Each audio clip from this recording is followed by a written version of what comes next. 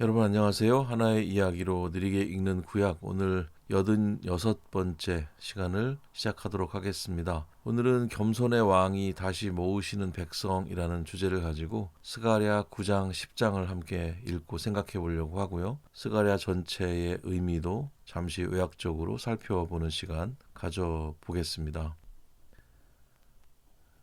공부로 들어가기 전에 이것도 물론 공부일 수 있지만 나귀를 타신 왕이라는 제목으로 잠깐 머물러서 생각을 하고 들어가 보면 좋을 것 같습니다. 세상은 더 크고 강한 힘을 가진 그런 사람을 왕으로 세우고 싶어 하죠. 많은 사람들이 화려한 군마, 압도적인 무기 이런 것들이 평화와 안전을 보장하는 최고의 수단이라고 믿고 있기 때문입니다. 최근의 국제 정세만 봐도 이런 생각이 고대 근동의 옛날 관점이라고 떨어버리기가 쉽지 않습니다. 그런데 오늘 우리가 함께 읽을 스가랴 9장과 10장은 바로 그런 세상의 힘의 논리를 완전히 뒤엎어버리는 아주 낯선 왕의 이야기를 소개하고 있습니다. 스가랴 예언자는 당시에 초강대국들의 그 무시무시한 군사력이 어떻게 무너지는지를 보여준 다음에 뜻밖에도 군마라든지 화려한 전차 이런 것들이 아니라 나귀 새끼를 타고 입성하시는 한 왕을 조명하고 있습니다. 군사적 압제가 아니라 겸손과 평화로 세상을 통치하시는 진짜 왕의 등장을 선포하고 있는 겁니다. 세상의 통치 방식과 하나님의 통치 방식이 어떻게 다른지 함께 깊이 생각해보는 그런 공부의 시간이 되었으면 좋겠습니다.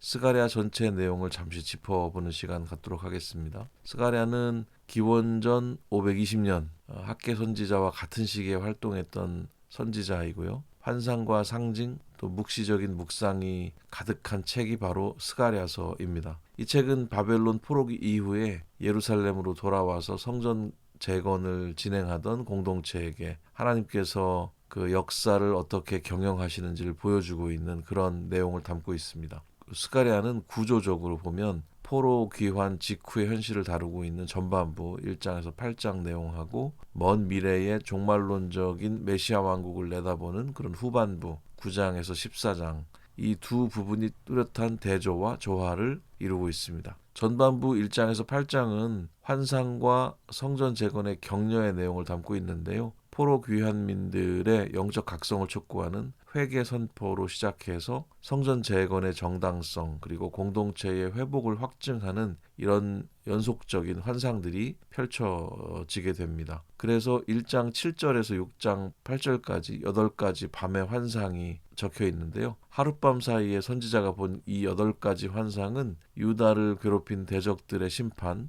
예루살렘의 확장, 그리고 대제사장 여호수아와 총독 수룹바벨을 통한 영적인 정치적인 정화, 죄악의 제거, 그리고 온 땅을 향한 하나님의 주권적 통치를 시각적으로 확증하면서 성전 재건을 격려하는 내용을 담고 있습니다. 그리고 7장에서 8장은 금식에 대한 질문과 평화의 약속의 내용을 가지고 있는데요. 포로기 동안 슬픔으로 지키던 그 금식 절기를 계속해야 하는지 묻는 백성들에게 하나님은 형식적인 종교 행위보다 인애와 진실한 공의를 행하는 것이 본질이라고 하는 것을 짚어주십니다. 그리고 슬픔의 금식날들이 변해서 기쁨의 축제가 될 것이고 열방이 예루살렘으로 몰려와서 여호와를 예배하게 될 그 회복을 여기서 선포하고 있습니다. 이렇게 전반부 내용이고요.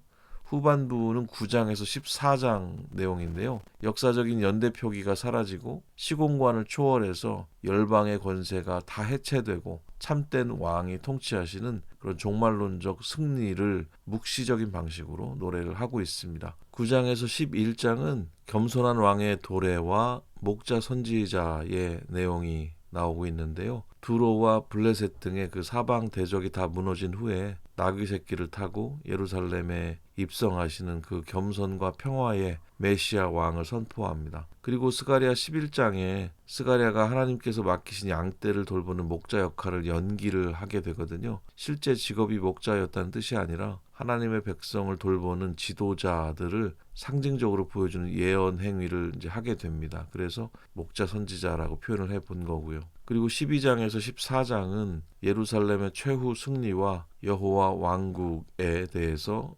적어주고 있습니다. 열방이 예루살렘을 치러 모여드는 그 마지막 영적인 전쟁이 발발을 하는데요. 하나님은 자기 백성에게 은총과 간구하는 심령을 부어주셔서 그들이 찔렀던 메시아를 바라보면서 통곡하게 하신다는 내용이 적혀 있습니다. 죄와 더러움을 씻는 샘이 열리고 천하의 왕이신 여호와께서 친히 감람산에 임하셔서 온 땅을 거룩하게 하시는 우주적인 그 새 창조의 내용으로 마무리가 됩니다. 이제 본문의 내용 함께 읽어보도록 하겠습니다. 9장 1절에서 4절입니다. 여호와의 말씀이 하드락 땅에 내리며 다메섹에 머물리니 사람들과 이스라엘 모든 지파의 눈이 여호와를 우러러 봄이니라. 그 접경한 하맛에도 임하겠고 두로와 시돈에도 임하리니 그들이 매우 지혜로움이니라. 두로는 자기를 위하여 요새를 건축하며 은을 티끌같이 금을 거리에 진흙같이 쌓았도다. 주께서 그를 정복하시며 그의 권세를 바다에 쳐 넣으시리니 그가 불에 삼켜질지라. 9장은 여호와의 말씀이 하드락 땅과 다메섹에 임한다는 엄중한 경고로 시작을 합니다. 1절과 2절은 하드락, 다메섹, 하맛 이런 이스라엘 북방의 성읍들과 또 지혜롭다고 자부하던 두로와 시돈을 언급하는데 인간의 눈이 여호와를 바라보듯이 주님의 시선이 그들을 향하고 있다는 것을 이야기합니다. 3절과 4절은 특히 난공불락의 그 해상 요새라고 말할 수 있는 두로의 파멸을 이야기하고 있습니다. 그들은 은을 티끌같이 금을 거리에 진흙같이 쌓았고 견고한 성벽을 믿었지만 주께서 그들을 정복하시고 그 권세를 바다에 던지시면서 성읍은 불에 삼켜질 것이다. 이렇게 이야기하고 있어요. 세상이 신뢰하는 물질적인 풍요와 군사적 요새가 하나님의 주권적인 심판 앞에서 얼마나 무기력하게 무너지는지 이 역사의 그 엄중함을 선포하는 그런 대목이라고 말할 수가 있습니다. 9장 5절에서 8절입니다. 아스글론이 보고 무서워하며 가사도 심히 아파할 것이며 에그론은 그 소망이 수치가 되므로 역시 그러하리라. 가사에는 임금이 끊어질 것이며 아스글론에는 주민이 없을 것이며 아스돗에는 잡족이 거주하리라. 내가 블레셋 사람의 교만을 끊고 그의 입에서 그의 피를 그의 입 사이에서 그 가증한 것을 제거하리니 그들도 남아서 우리 하나님께로 돌아와서 유다의 한 지도자 같이 되겠고 에그론은 여부스 사람같이 되리라. 내가 내 집을 둘러 진을 쳐서 적군을 막아 거기 왕래하지 못하게 할 것이라. 포악한 자가 다시는 그 지경으로 지나가지 못하리니 이는 내가 눈으로 친히 봄이니라. 5절에서 8절은 이스라엘의 남서쪽의 그 오랜 대적이었던 블레셋 성읍들의 몰락과 또 유다를 향한 하나님의 보호를 대조해서 보여주고 있습니다. 5절과 6절은 아스글론, 가사, 에그론, 아스돗 이런 블레셋의 핵심 도시들이 두려워하면서 그 교만이 꺾일 것을 예언하고 있고요. 7절은 아주 독특한 묘사를 하고 있는데 블레셋의 입에서 핏물과 가증한 것을 제거해서 그들도 유다의 한 지도자처럼 되고 에그론은 여부스 사람처럼 될 것이다 이렇게 말씀하고 있습니다. 대적들이 멸절되는 것을 넘어서 정화가 되고 또 그들이 하나님의 백성 안으로 편입된다고 하는 대반전의 역사를 묘사하고 있습니다. 이어서 8절은 하나님이 자신의 집을 둘러 진을 쳐서 대적이 다시는 그 지경으로 지나가지 못하게 하시겠다고 그렇게 약속을 하고 계세요. 하나님께서 친히 눈으로 지켜보시기 때문에 성전과 백성이 완벽한 안전을 누리게 될 것이다. 이런 이야기가 여기 적혀 있는 거죠. 9절에서 10절입니다. 시온에 따라 크게 기뻐할지어다. 예루살렘에 따라 즐거이 부를지어다. 보라, 내 왕이 내게 임하시나니 그는 공의로우시며 구원을 베푸시며 겸손하여서 나귀를 타시나니 나귀의 작은 것 곧 나귀 새끼니라. 내가 에브라임의 병거와 예루살렘의 말을 끊겠고 전쟁하는 활도 끊으리니 그가 이방 사람에게 화평을 전할 것이요 그의 통치는 바다에서 바다까지 이르고 유브라데 강에서 땅끝까지 이르리라. 9절과 10절은 스가랴서 전체에서 가장 빛나는 그 메시아 예언이라고 볼 수가 있는데요. 9절은 시온과 예루살렘의 딸을 향해서 크게 기뻐하면서 즐거이 외치라, 즐거이 부르라 이렇게 얘기를 하고 있습니다. 왜냐하면 네 왕이 임하시기 때문이다 이렇게 말씀하고 있고요. 그분은 어떤 분이신가? 공의로우시며 구원을 베푸시는데 특징이 너무 뜻밖입니다. 겸손하여서 나귀, 그것도 나귀의 작은 새끼를 타신다라고 말씀을 하고 계세요. 여기 겸손하다는 아니라고 적혀 있는데 이 내용은 앞서 이전 예언서들에서 다루었던 가난하고 곤고하고 중심이 낮아진 상태를 뜻하는 말입니다. 10절은 이 왕의 통치 방식을 분명히 하고 있는데요. 에브라임의 병거와 예루살렘의 말을 끊고 전쟁하는 활도 꺾을 것이다 이렇게 얘기를 합니다. 그리고 이 왕은 군사적인 힘이 아니라 화평을 선포하면서 바다에서 바다까지 땅끝까지 그 주권을 넓혀 가시는 평화의 왕이심을 알게 해줍니다. 9장 11절에서 12절입니다. 또 너로 말할진대 내 언약의 피로 말미암아 내가 네 갇힌 자들을 물 없는 구덩이에서 놓았나니 갇혀 있으나 소망을 품은 자들아 너희는 요새로 돌아올지니라 내가 오늘도 이르노라 내가 네게 갑절이나 갚을 것이라. 11절 12절은 메시아 왕의 도래가 백성들에게 가져다 줄 그 실질적인 해방의 효력을 선언하는 내용입니다. 11절은 너로 말할진대 내 언약의 피로 말미암아 내가 네 갇힌 자들을 물 없는 구덩이에서 놓았나니 라고 선포를 하고 계시는데요. 여기서 언약의 피라고 하는 말은 출애굽 시절 그 시내산에서 맺었던 생명의 언약을 기억하게 합니다. 포로기라는 절망의 구덩이에 갇혀있던 이 백성들을 건져내신 원동력이 인간의 자격이 아니고 하나님의 신실한 약속에 있다는 그런 뜻이에요. 12절은 갇혀있지만 소망을 품은 사람들을 향해서 요새로 돌아오라고 권면하시는 내용입니다. 하나님은 오늘 내가 네게 이르노니 내가 네게 갑절이나 갚아주겠다고 하시면서 상처 입은 사람들을 향해서 풍성한 위로와 회복을 약속하고 계십니다. 13절에서 15절입니다. 내가 유다를 당긴 활로 삼고 에브라임을 끼운 화살로 삼았으니 시온아 내가 네 자식들을 일으켜 헬라 자식들을 치게 하며 너를 용사의 칼과 같게 하리라. 여호와께서 그들 위에 나타나서 그들의 화살을 번개같이 쏘아내실 것이며 주 여호와께서 나팔을 불게 하시며 남방 회오리 바람을 타고 가실 것이라. 만군의 여호와께서 그들을 호위하시리니 그들이 원수를 삼키며 물맷돌을 밟을 것이며 그들이 피를 마시고 즐거이 부르기를 술 취한 것 같이 할 것인즉 피가 가득한 동이와도 같고 피 묻은 제단 모퉁이와도 같을 것이라.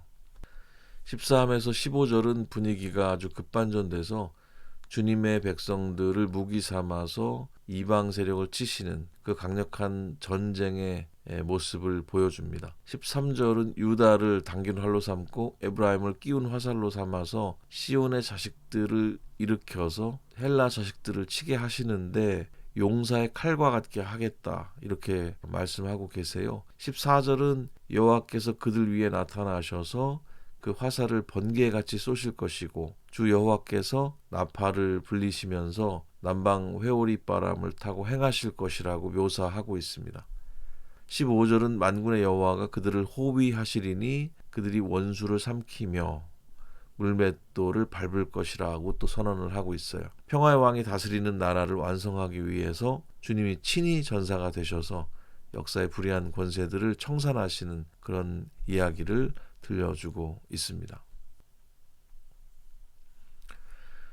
16절에서 17절입니다. 이날에 그들의 하나님 여호와께서 그들을 자기 백성의 양떼같이 구원하시리니 그들이 왕관의 보석같이 여호와의 땅에 빛나리로다. 그의 형통함과 그의 아름다움이 어찌 그리 큰지 곡식은 청년을 새 포도주는 처녀를 강건하게 하리라. 9장의 마지막 단락이죠. 16절과 17절인데요. 전쟁의 승리 이후에 주님의 백성들이 누리게 될 그 찬란한 영광과 풍요를 노래하고 있습니다. 16절은 그들의 하나님 여호와가 그들을 자기 백성의 양떼같이 구원하실 것이니 그들이 왕관의 보석같이 여호와의 땅에 빛나리로다 라면서 아주 감동적인 비유를 하고 있습니다. 밟히고 흩어졌던 포로들이 하나님의 면류관에 박힌 귀한 보석으로 이렇게 변화되는 격상되는 순간이라고 말할 수가 있겠죠. 17절은 그 형통함 그리고 그 아름다움이 얼마나 큰지 찬양하면서 곡식은 청년을 새 포도주는 처녀를 건장하게 하실 것이라고 노래합니다. 하나님이 통치하시는 그 샬롬의 나라가 가져다 줄 그 온전한 생명력과 만족을 시각적으로 보여주고 있는 그런 내용이 되겠습니다. 이제 10장입니다. 1절과 2절입니다. 봄비가 올 때에 여호와 곧 구름을 일게 하시는 여호와께 비를 구하라. 무리에게 소낙비를 내려서 밭의 채소를 각 사람에게 주시리라. 드라빔들은 허탄한 것을 말하며 복술자는 진실하지 않은 것을 보고 거짓 꿈을 말한즉 그 위로가 헛되므로 백성들이 양같이 유리하며 목자가 없으므로 곤고를 당하나니. 10장으로 넘어오면 선지자는 생명의 근원이 어디에 있는지 다시 한번 분별력을 촉구하고 있습니다. 1절은 봄비가 올 때 여호와, 그러니까 구름을 일게 하시는 여호와께 비를 구하라고 그렇게 명령하고 있습니다. 그러면 무리에게 소나기를 내리셔서 밭의 채소를 각 사람에게 주실 것이다 이렇게 얘기하고 있어요. 소출과 풍요의 주권이 오직 하나님께 있다는 고백의 내용입니다. 반면에 2절은 드라빔들은 허탄한 것을 말하고 복술자는 진실하지 못하는 것을 보고 거짓 꿈을 말하기 때문에 그 위로가 헛되다고 고발하고 있어요. 백성들이 참된 목자가 없기 때문에 양같이 유리하고 곤고를 당하고 있다 이렇게 또 묘사하고 있습니다. 가짜 신들 또 세상의 비책을 쫓아다니는 삶이라는 것이 얼마나 허망한지 얼마나 큰 결핍을 만들어내는지 짚어주는 대목이 되겠습니다. 3절과 4절입니다. 내가 목자들에게 노를 바라며 내가 순념소들을 벌하리라. 만군의 여호와가 그 무리 곧 유다 족속을 돌보아 그들을 전쟁의 준마와 같게 하리니 모퉁이 돌이 그에게서 말뚝이 그에게서 싸우는 활이 그에게서 권세 잡은 자가 다 일제히 그에게서 나와서. 3절과 4절은 양떼를 방치한 그 가짜 목자들을 향해서 하나님께서 분노하시는 내용, 그리고 유다 지파를 향해서 반전의 계획을 가지고 있다는 그 내용을 다루고 있습니다. 3절에서 하나님은 목자들에게 노를 바라면서 염소들을 벌하겠다고 하십니다. 그러면서 만군의 여호와가 그 무리, 그러니까 유다 족속을 돌보아서 그들을 전쟁의 준마 같게 하겠다고 선언을 하고 계세요. 유리하던 그 양떼를 강력한 군마로 바꾸시는 그런 소위 격상이라고 말할 수가 있겠죠. 4절은 공동체를 든든히 세울 그 메시아적인 통치 기구들을 묘사하고 있습니다. 모퉁이 돌이 그에게서, 말뚝이 그에게서, 싸우는 활이 그에게서, 권세 잡은 자가 다 일제히 그에게서 나올 것이다 이렇게 얘기해요. 사방으로 흔들리던 유다 공동체가 이제 스스로를 방어하고 굳건히 서갈 수 있는 신실한 지도력을 하나님께서 허락하시겠다는 그런 약속의 내용입니다. 5절에서 7절입니다. 싸울 때 용사같이 거리의 진흙 중에 원수를 밟을 것이라. 여호와가 그들과 함께한즉 그들이 싸워 말탄 자들을 부끄럽게 하리라. 내가 유다 족속을 견고하게 하며 요셉 족속을 구원할지라. 내가 그들을 긍휼히 여김으로 그들이 돌아오게 하리니 그들은 내가 내버린 일이 없었음 같이 되리라. 나는 그들의 하나님 여호와라. 내가 그들에게 들으리라. 에브라임이 용사 같아서 포도주를 마심같이 마음이 즐거울 것이요 그들의 자손은 보고 기뻐하며 여호와로 말미암아 마음에 즐거워하리라. 5절에서 7절은 하나님의 돌보심을 입은 백성들이 역사 속에서 승리하면서 기쁨을 회복하는 그 역동적인 모습을 그려주고 있습니다. 5절은 그들이 싸울 때에 원수를 거리의 진흙 중에 밟는 용사 같을 것이라 이렇게 말해주고 있는데요. 여호와께서 그들과 함께 계시기 때문에 그들이 싸워서 말탄 자들을 부끄럽게 할 것이다 얘기합니다. 6절은 내가 유다 족속을 견고하게 하며 요셉 족속을 구원할 텐데 그들을 불쌍히 여김으로 돌아오게 하겠다고 말씀하십니다. 그들은 하나님이 내버린 일이 없었음 같이 될 것이다 이렇게 얘기하고 있고요. 주님이 그들의 하나님 여호와로서 그들에게 들으실 것이기 때문이다 이렇게 이유를 얘기합니다. 7절은 에브라임이 용사 같아서 마음이 포도주를 마신 듯 즐거울 것이고 그들의 자손들이 보고 기뻐하면서 여호와로 말미암아 마음에 즐거워할 것이다 이렇게 또 선언을 하고 있습니다. 대적의 압제에 기가 죽었던 사람들이 그 하나님의 동행으로 인해서 완전한 영적인 활력을 다시 되찾는 그런 장면이라고 볼 수 있습니다. 8절에서 9절입니다. 내가 그들을 향하여 휘파람을 불어 그들을 모을 것은 내가 그들을 구속하였음이라. 그들이 전에 번성하던 것 같이 번성하리라. 내가 그들을 여러 백성들 가운데 흩으려니와 그들이 먼 곳에서 나를 기억하고 그들이 살아서 그들의 자녀들과 함께 돌아올지라.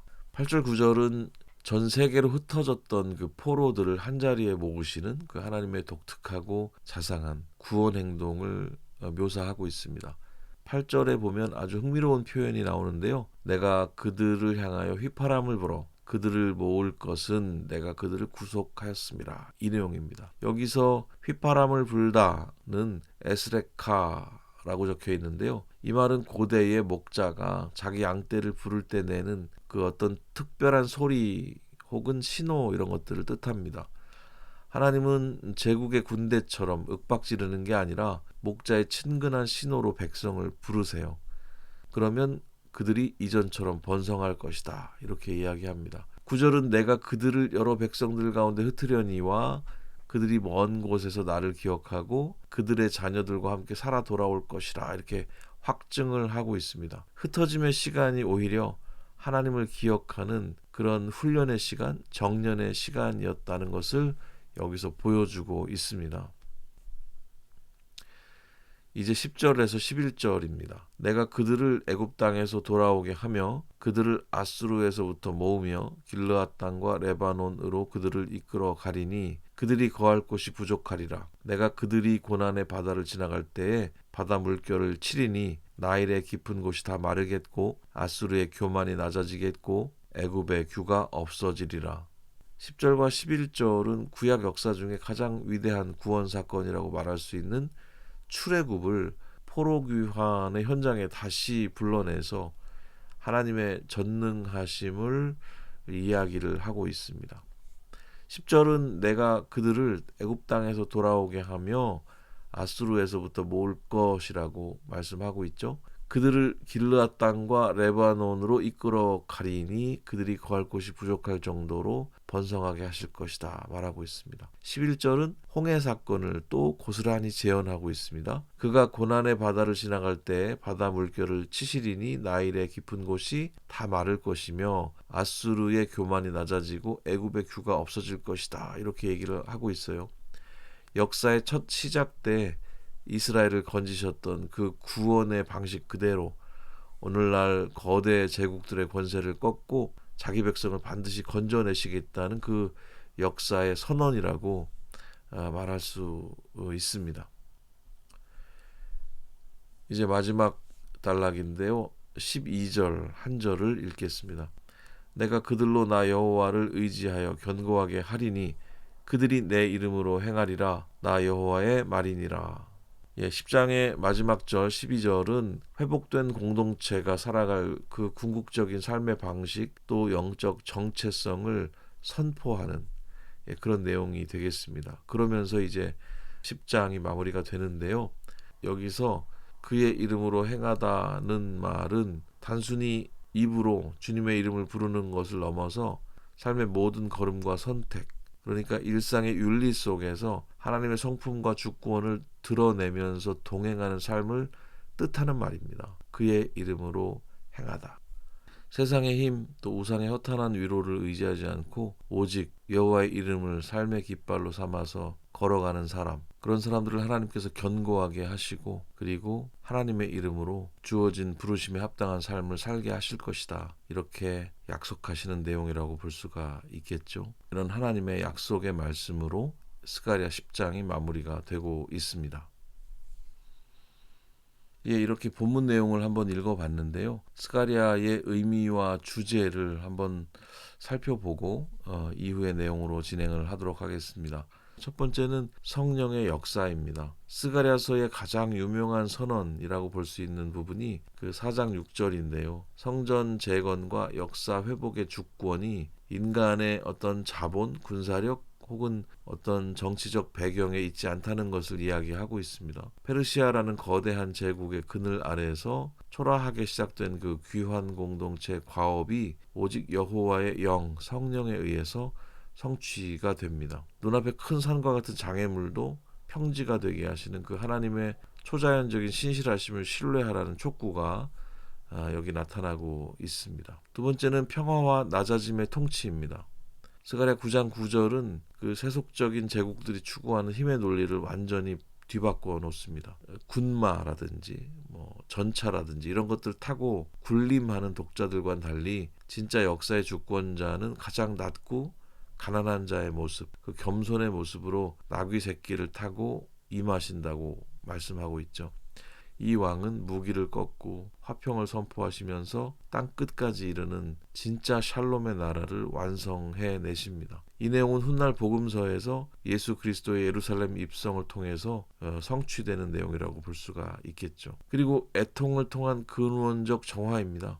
스가랴 12, 13장은 그 공동체의 진정한 영적 회복이 외형적인 성전 건물이라고 하는 그 하드웨어적인 의미를 넘어서 그 마음 중심의 회개라고 하는 그 소프트웨어의 변화로 완성된다는 것을 보여주고 있어요. 백성들은 자기들이 배척하고 상처 입혔던 그 목자를 바라보면서 독자를 잃은 것처럼 깊이 애통해하는 모습을 읽게 됩니다.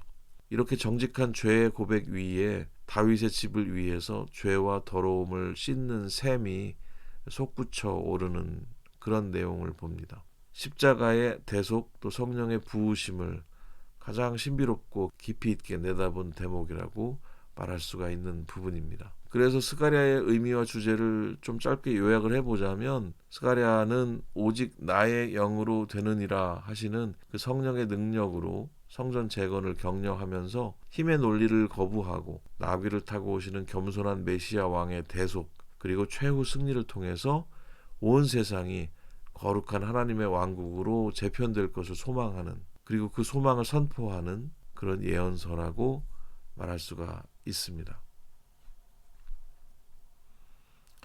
이제 퀴즈를 통해서 오늘 내용을 확인해 보는 시간 갖도록 하겠습니다. 1번 문제입니다. 스가랴 9장 9절에서 예루살렘에 임하시는 왕이 화려한 전차나 군마가 아닌 나귀, 그 나귀의 작은 새끼를 타고 오신다는 메시아 예언의 의미는 무엇입니까? 1번 예루살렘 성문의 크기가 작아서 대형 군마가 통과할 수 없었음을 설명하기 위함. 2번 군사적 억압과 세속적인 힘의 논리로 군림하는 세상의 왕들과 달리 겸손과 평화로 세상을 치유하고 통치하시는 참된 메시아의 성품을 보여주기 위함. 3번 나귀를 사육하는 축산 농가들의 경제적 유익을 대변하기 위함. 4번 왕실의 재정이 부족하여 화려한 마차를 준비하지 못했던 가난한 시대를 풍자하기 위함. 정답은 바로 2번이 되겠죠.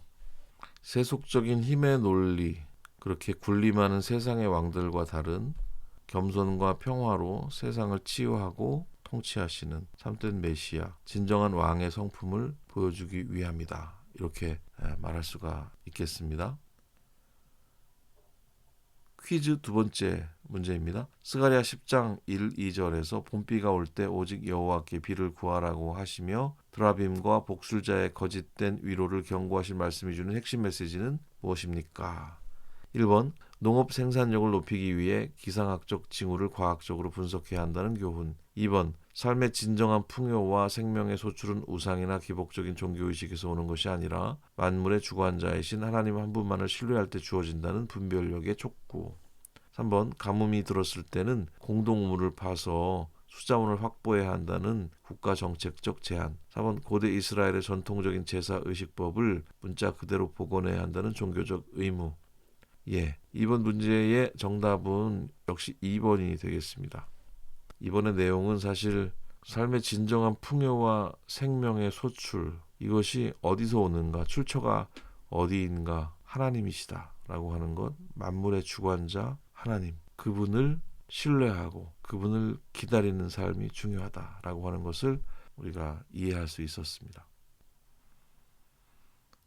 세 번째 문제입니다. 스가랴 10장 12절에서 회복된 백성들이 여호와를 의지하여 견고하게 되며 그의 이름으로 행하리라고 할 때 성경이 말하는 그의 이름으로 행하는 삶의 진짜 의미는 무엇입니까? 1번 종교적인 행사나 집회에서 하나님의 이름을 소리 높여 외치는 암기식 신앙. 2번 세상의 힘이나 요새를 의지하던 태도를 버리고 삶의 모든 선택과 걸음 속에서 하나님의 주권과 성품을 인정하며 그분과 인격적으로 동행하는 신실한 삶의 태도. 3번 다른 사람보다 종교적 지식을 많이 쌓아서 교리적 우월감을 가지는 태도. 4번 이방 제국을 군사적으로 정복하기 위해 성전 중심의 군대를 조직하는 행동. 이 문제는 그의 이름으로 행하는 삶의 의미가 뭐냐 하는 거잖아요. 정답은 몇 번일까요? 2번이겠죠. 세상의 힘, 세상의 요새를 의지하던 태도를 버리는 것. 그리고 모든 선택과 걸음 속에서 하나님의 주권 그리고 성품을 인정하는 것. 그리고 그분과 인격적으로 동행하는 신실한 삶의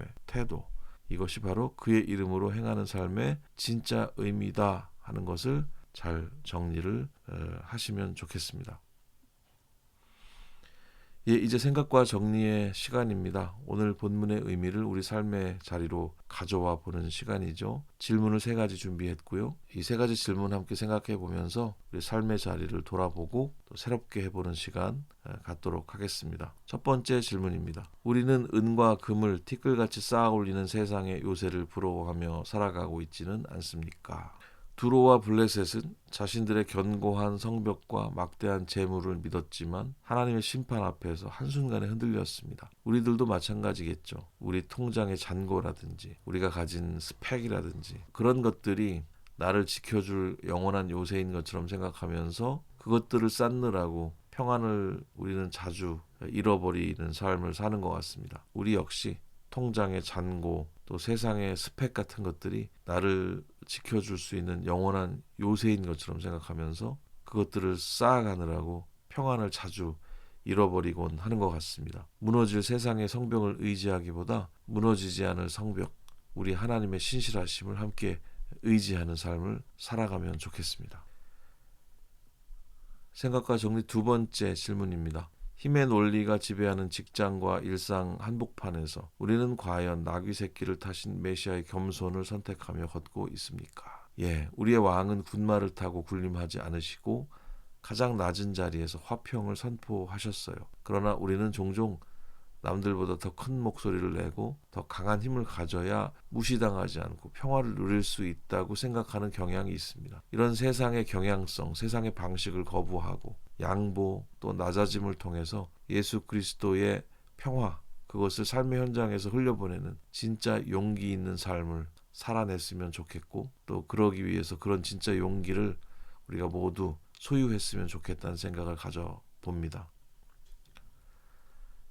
세 번째 질문을 던져봅니다. 목자의 따뜻한 휘파람 소리에 귀를 기울이며 오늘 우리의 걸음을 주의 이름으로 채워가고 있습니까? 하나님은 제국의 채찍이 아니라 목자의 자상한 신호로 흩어진 우리들을 부르시고 또 견고하게 하십니다. 사방에서 밀려오는 그 세상의 소란스러운 소음 때문에 마음을 빼앗기지 말고 우리를 부르시는 주님의 그 세밀한 음성에 귀를 기울여 보면 좋겠습니다. 일상의 아주 작은 선택, 또 일상의 작은 대화 속에서도 하나님의 성품을 담아내면서 우리 곁에 계신 우리 주님과 어깨를 나란히 하고 묵묵하게 그분과 동행하는 그 신실한 삶을 함께 살아냈으면 좋겠습니다. 그렇게 오늘 우리의 걸음을 주의 이름으로 채워갔으면 좋겠습니다. 그러기 위해서 우리는 우리를 부르시는 따뜻한 휘파람 소리에 늘 귀를 기울이고 그분을 따라가야 하겠죠. 그 휘파람 소리는 말씀 안에서 들려올 거라고 생각합니다. 성경 안에서 그 주님의 음성을 들으시는 모든 분들이 되셨으면 좋겠습니다. 하나의 이야기로 느리게 읽는 구약 86번째 시간을 이렇게 마무리하겠습니다. 오늘은 겸손의 왕이 다시 모으시는 백성이라는 제목을 가지고 스가랴 9장과 10장 함께 읽고 생각해보는 시간 가졌습니다. 다음 시간 87강은 하나의 이야기로 느리게 읽는 구약의 마지막 시간, 종강 시간이 되겠습니다. 스가랴 13장, 말라기 4장을 함께 읽고 생각해 보면서 1학기 공부를 마감을 하려고 합니다. 오늘도 함께 읽고 생각하고 공부하시느라 수고 많으셨습니다. 다음 시간에 다시 뵙겠습니다. 감사합니다.